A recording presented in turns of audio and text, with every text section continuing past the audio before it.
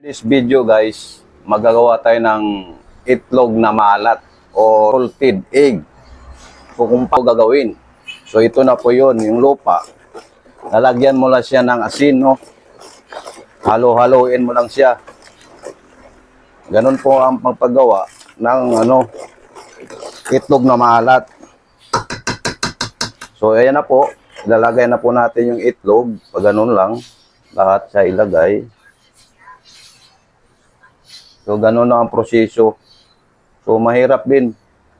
Kaya dandahan ng paglagay dahil mabasag. So, ito lupa ng bunsoy. Kumbaga, bahay ng anay, mga kalodi. Yan. Simple lang yan. So, gumawa akong experiment nito dahil papasukin ko itong negosyo na to.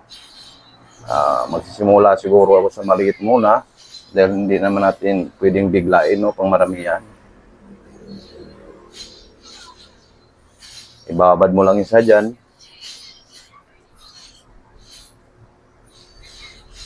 Ito mga ma'am sir, 18 days bago mo siya lulutuin para maging solid, no? Para hindi siya masisira, hindi nabubulok yung loob. Ganito pong proseso.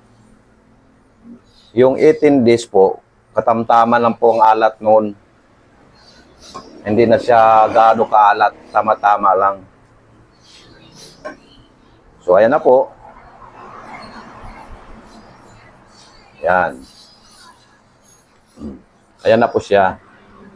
So, tatanggalin natin yan dyan. Ililipat natin dito.